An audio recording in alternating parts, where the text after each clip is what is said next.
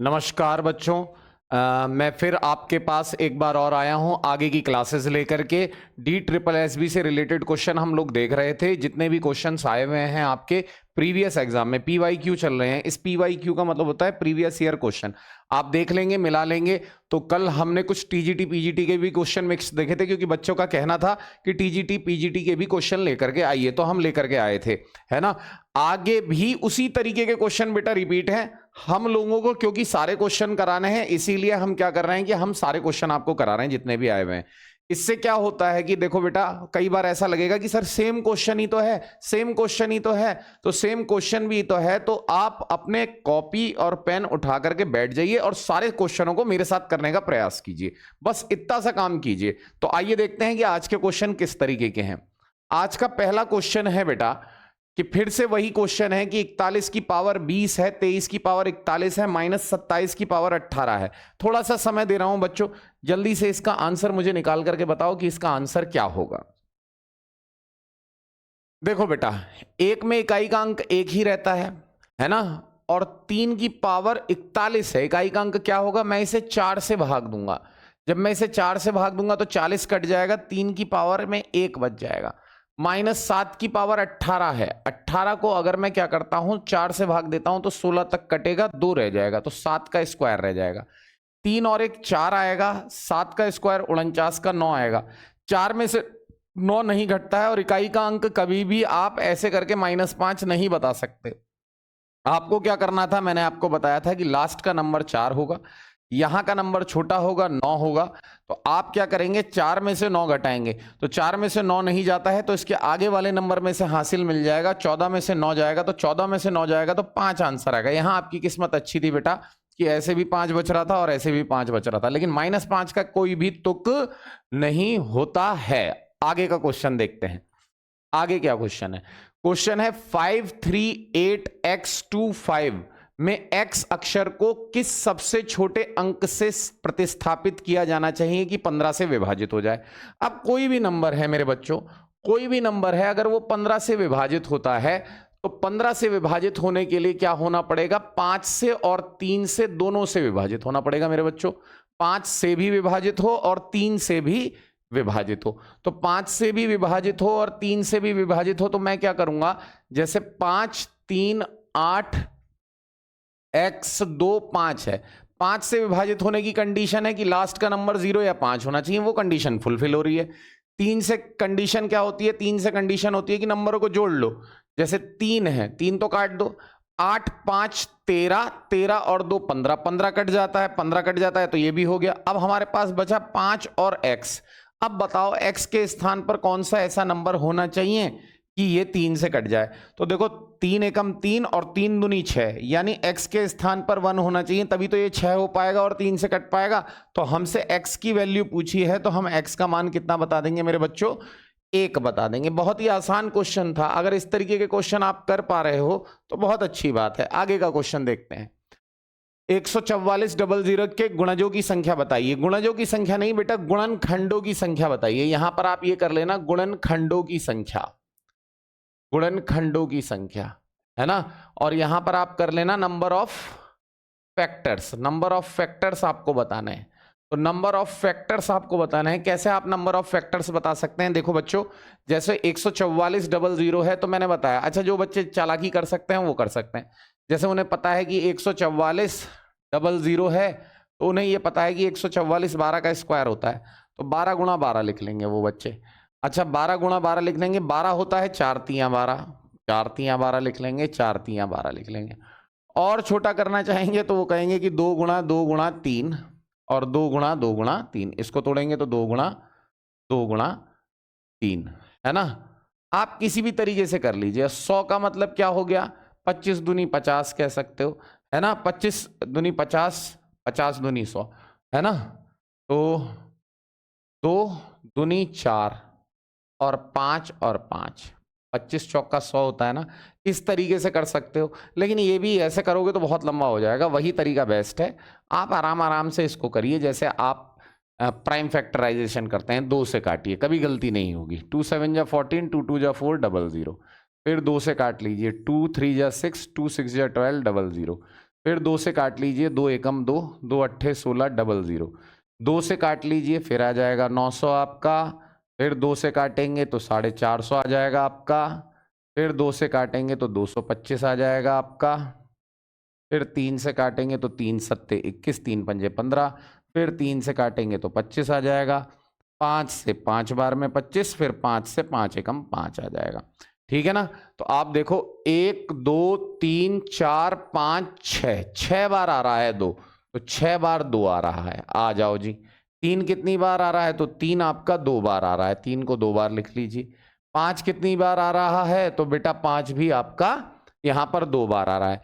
गुणनखंडों की संख्या बताने के लिए मैंने आपको बताया था कि जो भी पावर दी होती है उसमें +1 कर देते हैं, जो भी पावर दी होती है उसमें +1 कर देते हैं, जो भी पावर दी होती है उसमें +1 कर देते हैं और सबकी गुणा कर देते हैं।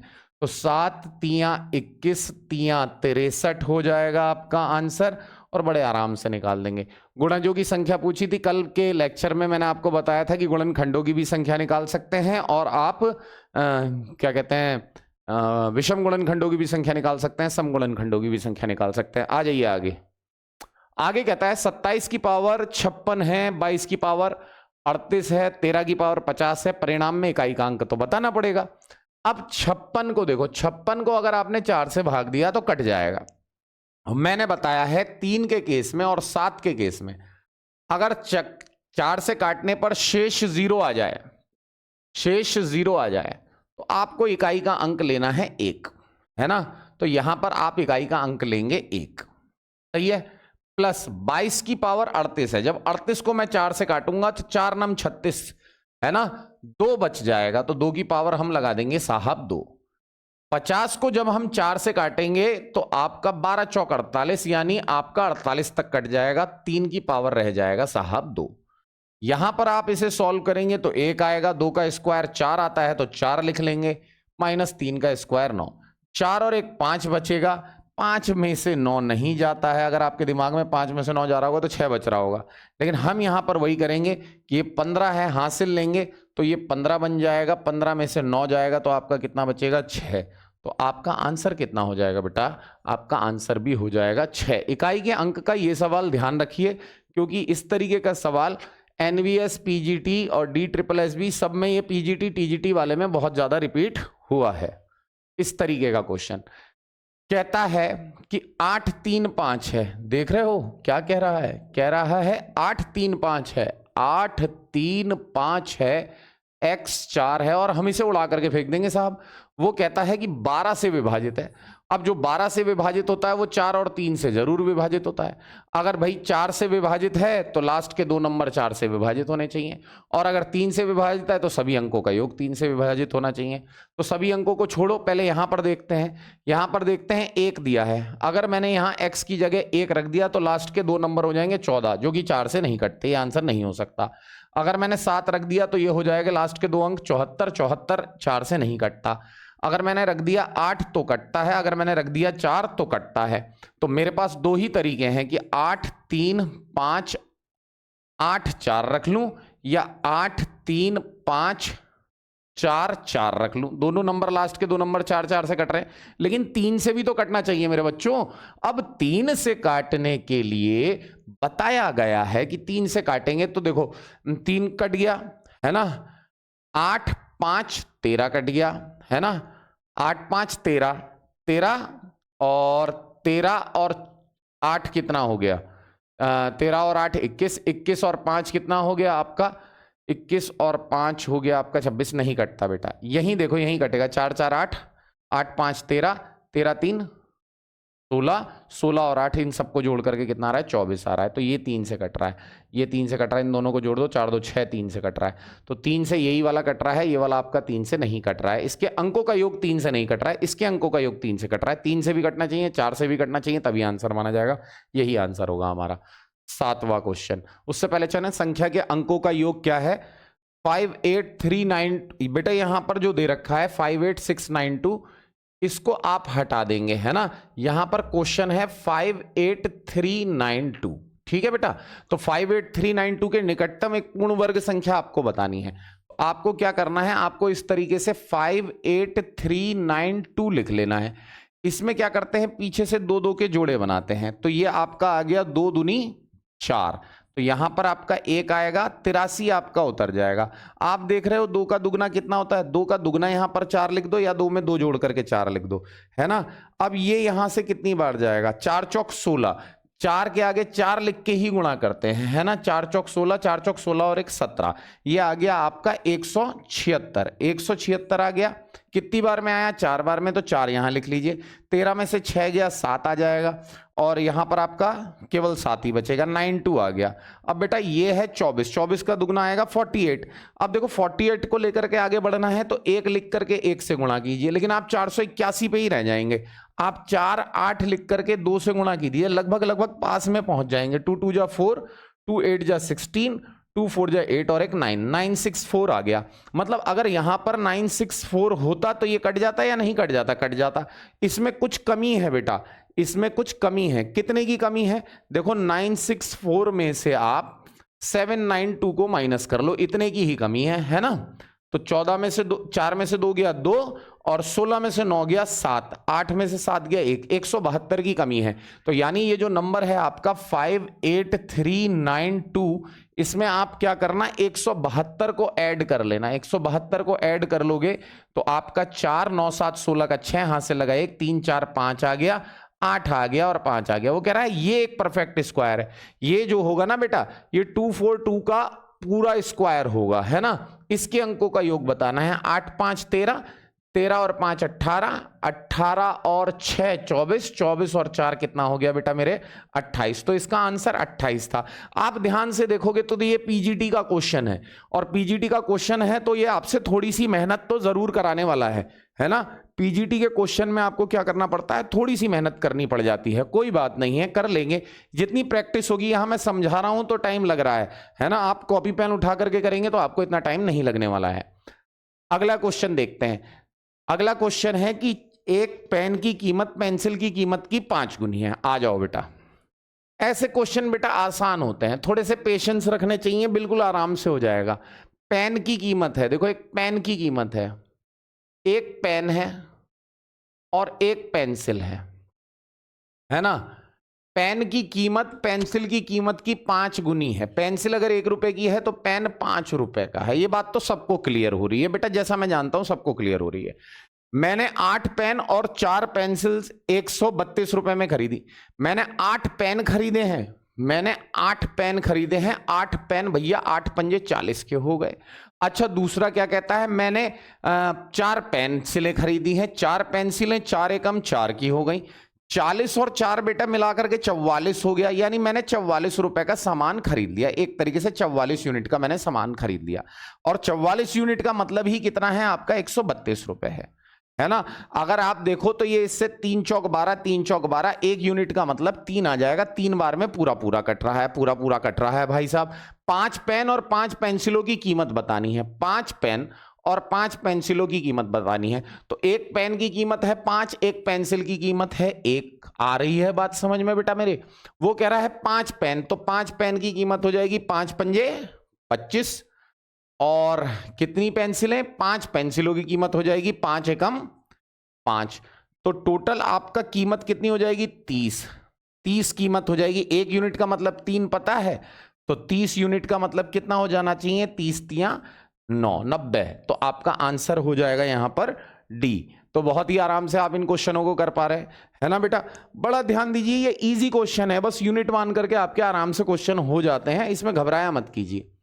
0 से लेकर के 99 तक की सभी संख्याओं में 3 कितनी बार आएगा साहब, 3 कितनी बार आएगा। 3 कह ले, 2 कह ले, 4 कह ले, 5 कह ले, 6 कह ले। अगर मैं कहूं डायरेक्ट इसका आंसर याद रखो, तो आंसर याद रखना कि ये 20 बार आएगा। गिनवा दो तो सही भाई साहब, गिन लो। आ जाओ गिनवा देता हूं। देखो 3 में 3 आएगा, है ना। 13 में 3 आएगा, है ना। और आपका 10 बार तो ये आएगा, ये 1 से 10 बार, है ना। ये आपका 23 बार आएगा, है ना। 23 में आएगा, 33 में 2 बार आ जाएगा, 43 में आएगा, 53 में आएगा, 63 में आएगा, 73 में आएगा, 83 में आएगा, 93 में आएगा। जी साहब, 1 2 3 4 5 6 7 8 9 10 और 33 में 2 बार आया इसलिए 11 कहेंगे, है ना, 11 कहेंगे। अब ये भूल गए आप कि 30 नहीं गिनोगे, 31 नहीं गिनोगे, 32 नहीं गिनोगे, 33 तो गिन लिया है, 34 35 36 37 38 39, इनमें भी तो 3 आता है, तो 1 2 3 4 5 6 7 8 9, 9 बार ये आ गया और 11 बार ये आ गया, तो 11 प्लस 9 कितना हो गया, 20 हो गया। तो बात इसी की नहीं है, बात कोई सा भी नंबर है वो कितनी बार आता है, 20 बार ही आता है, तो याद भी रख सकते हैं, कोई दिक्कत वाली बात नहीं। और मैंने गिनवा दिए कि कैसे 20 बार आ रहा है। आ जाओ, 4 प्याले चाय और 7 प्याले कॉफी का मूल्य 135 रुपए है। कॉफी के 1 कप मूल्य कॉफी के 1 कप का मूल्य चाय के 1 कप के मूल्य का दुगना है। एक बात तो क्लियर हो गई भाई, 2 चीजें हैं, एक तो हमारे पास चाय है और दूसरी चीज हमारे पास कॉफी है ना। आपको चाय पसंद है या कॉफी, कमेंट बॉक्स में जरूर बताएं। 4 प्याले चाय और 7 प्याले कॉफी का मूल्य उन्होंने दे रखा है, और यह भी कह रखा है कि कॉफी के 1 कप का मूल्य चाय के 1 कप के मूल्य का दुगना है। मतलब चाय 1 रुपए में मिल रही है तो कॉफी कितने रुपए में मिल रही है आपको, 2 रुपए में मिल रही है साहब। 4 प्याले चाय है पहले सेंटेंस में, तो 4 प्याले का आपका बिल कितना आएगा, 4 रुपए आएगा।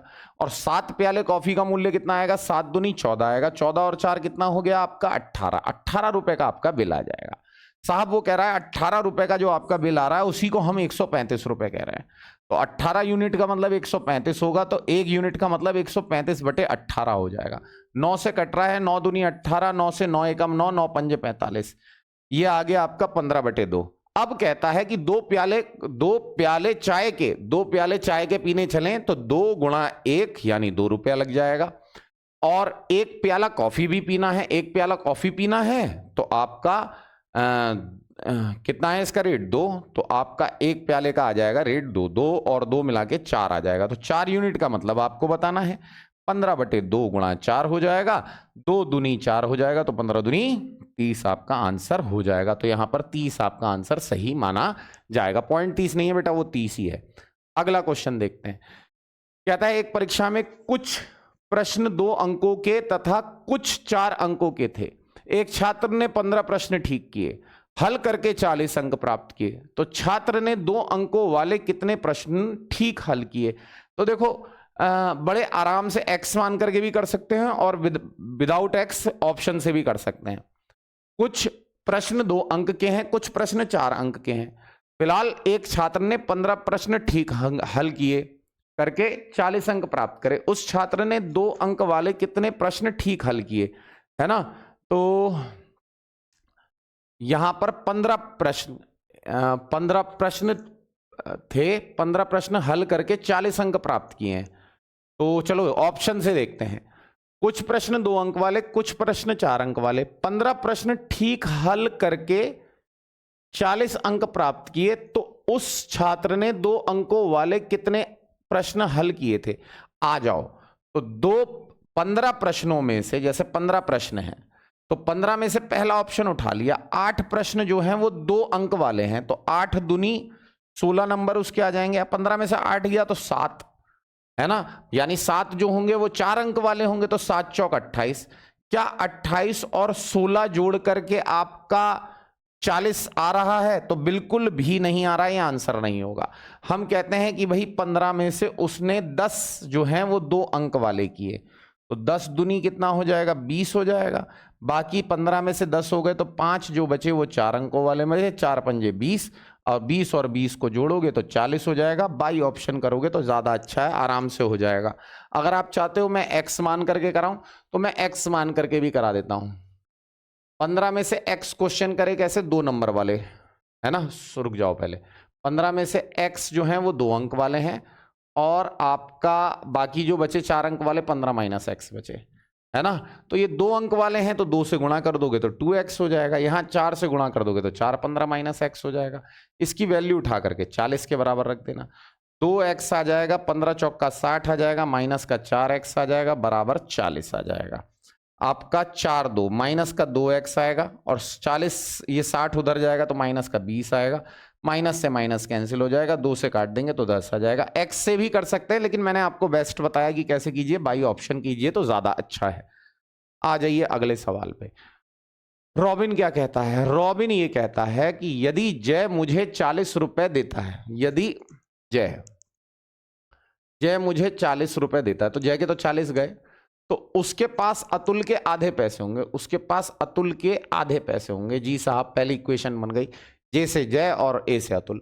कहता है यदि अतुल मुझे 40 रुपए दे देता है, तो अतुल के 40 गए, है ना? अतुल के यदि कह रहा है, यदि अतुल मुझे 40 देता है तो हम तीनों के पास बराबर पैसे होंगे।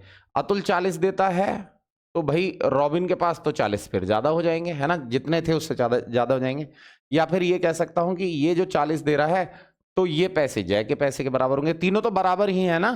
तो हम ये कह सकते हैं कि मतलब ये कंडीशन एक अलग है और ये एक अलग कंडीशन है। वो कहता है जय अगर मुझे 40 रुपए दे देता है, रॉबिन कह रहा है ये वाली बात, तो रॉबिन के पास 40 चले गए, आप उसको भूल जाओ, रॉबिन के पास 40 चले गए, भूल जाओ। लेकिन जय के पास, रॉबिन को 40 मिल गए, जय के तो 40 चले गए ना, तो जय माइनस 40 हो गया। तो ये कहता है अतुल के आधे पैसे होंगे, ये इसके पास जो बचेगा अतुल का आधा बचेगा। अगर अतुल 40 रुपए, यदि अतुल मुझे 40, रॉबिन कह रहा है कि 40 रुपए दे देता है, अगर अतुल 40 रुपए दे देगा तो अतुल के पास से 40 चले जाएंगे, रॉबिन के पास 40 आ जाएंगे। समझो इस बात को। अब अतुल के पास से 40 चले गए तो जय के पास जितने थे जितने जय के पास रह जाएंगे, तो तीनों के पास बराबर पैसे होंगे। यहां से देखो जय का मान आपको दिखाई दे रहा है, अतुल -40 यहां रख दो, अतुल -40 अगेन 40 बराबर a/2। अब आप देखो यहां से क्या आ जाएगा, a -80 a/2, 2 की गुणा कर दोगे तो 2a माइनस 2 8 जा 16, 160 बराबर a आ जाएगा, यानी a का मान आ जाएगा 160। अतुल के पैसे आ गए 160। रॉबिन, जय और अतुल के पास कुल मिलाकर कितने पैसे हैं? बाप रे बाप, अतुल के आ गए 160। ठीक है साहब, अतुल के आ गए 160। लेकिन सीधी सीधी सी बात है, अतुल के पास 160 है, अगर 160 में से 40 घटा दोगे तो जय के पास वाले भी पता चल जाएंगे। तो जय के पास कितने आ जाएंगे? 40 घटा दो 160 में से, तो जय के पास कितने आ गए आपके? 120 आ गए। कौन सा बच गया हमारे पास? हमारे पास बच गया रॉबिन। अच्छा, रॉबिन की बात क्या की जाए? रॉबिन की बात ये की जाए कि जैसे यहां पर, अगर मैं यहां पर क्या करूं, 160 रख दूं, अतुल के पास 160 है ना, 160 में से 40 गया तो कितना बचा? 160 में से 40 गया तो 120 बचा, 120 बचा, 40 और इधर जाएगा तो 120 में से, मतलब यहां पर अगर मैं रख दूं, यहां देखो तो देखो 160 में से 40 गया तो 120 बचा, है ना? रॉबिन +40 लिखा हुआ है, 40 इधर आ जाएगा तो रॉबिन के पास 80 रुपए रह जाएंगे, तो 80 रॉबिन के पास हो जाएंगे, 80 रॉबिन के पास हो जाएंगे। आप इनको जोड़ लीजिए तो आपका आ जाएगा 0, 8 2 10, 10 और 6, 10 और 6 16 का 6 हाथ से लगा, 1 2 और 1 3, 360 रुपए तीनों के पास टोटल मिला करके होंगे। थोड़ा सा भेजा लगाना है इसमें, थोड़ा सा भेजा लगाने वाला क्वेश्चन है।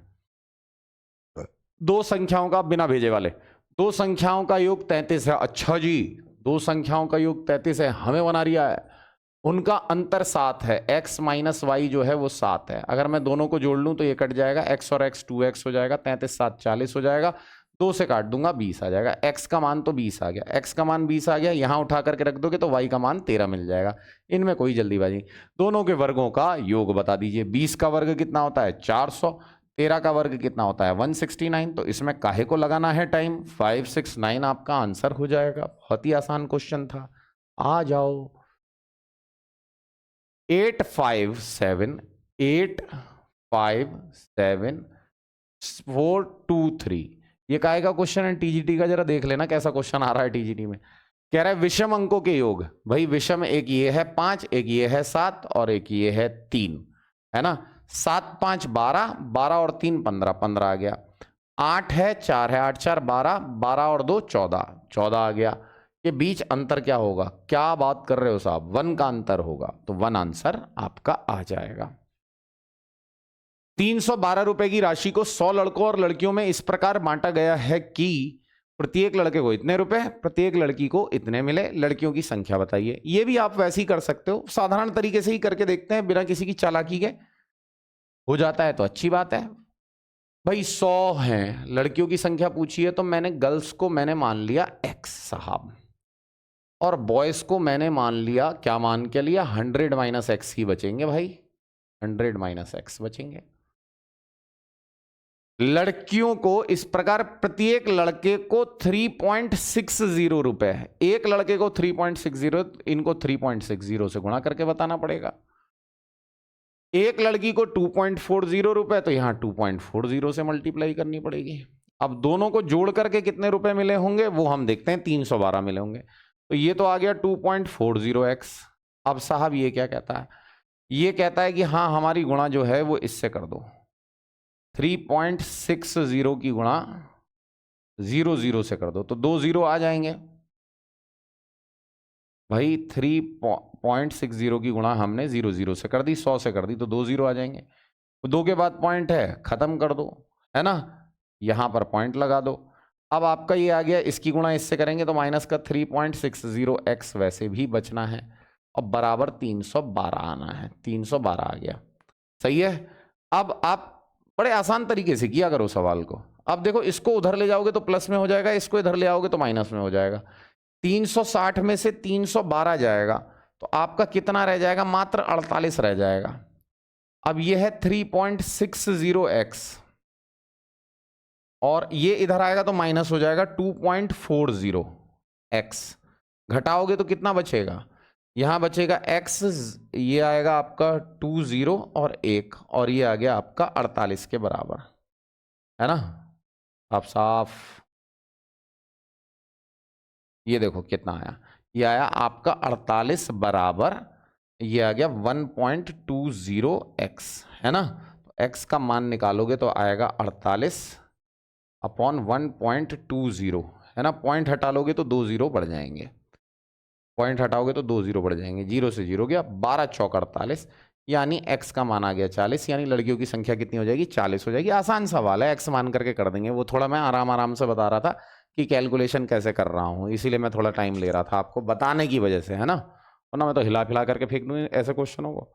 आ जाओ, 333 के वर्गमूल में कौन सा अंश कम किया जाए कि परिणाम एक पूर्ण संख्या प्राप्त हो। ये भी मेहनत करवाएगा, थोड़ी सी मेहनत करवाएगा। क्या मेहनत करवा रहा है, अब देखो 333 है, मैं जानता हूं 333 का वर्गमूल नहीं निकलेगा, क्योंकि 18 का 324 होता है। पीछे से 2 2 के जोड़े बनाएंगे, 1 एकम 1, कितना बचेगा 2, 33 आएगा। 1 का दुगना 2, 2 की हम 8 से गुणा करेंगे, 8 अट्ठू 64, है ना, 8 अट्ठू 64, 8 हासिल, 8 दूनी 16, 16 और 8 कितना हो गया, 8 दूनी 16, 16 और 8, अरे 333 है तो यार ये, 8 अट्ठू 64 का 4, ये हो गया आपका, फिर से दोबारा से ये 333 है। पीछे से 2 2 के जोड़े बने, 1 एकम 1, ये कितना आ गया, 1 बचा, यहाँ बचा 2, ये आ गया आपका 33। 1 का दुगना कितना आ जाएगा, 2 आ जाएगा। 2 की गुणा किससे करूं मैं, 8 लिख करके 8 से करूंगा, 8 अट्ठू 64 का 4 हासिल लगा 6, 8 दूनी 16, 16 और 6 कितना हो गया आपका 22 हो गया, 224 आ गया, तो 224 आएगा। फिर आप इसे आगे सॉल्व करोगे तो 13 में से 4 गया 9, है ना, और बस 9 यहाँ बच जाएगा। ये 8 बार गया था ना, 8 बार। और अब आप क्या करोगे, पॉइंट लगाओगे तो 2 0 उतरेंगे, तो 2 0 उतरेंगे तो फिर आप 18 का दुगना कितना आएगा, 36 आएगा, 36 आएगा। फिर आप 2 से गुणा करोगे, 362 है ना, तो ये 2 5 आता है ना। तो कह रहा है कौन सा अंश कम से कम घटाया जाए कि परिणाम पूर्ण वर्ग हो जाए, तो ये 18.25 है ना बेटा।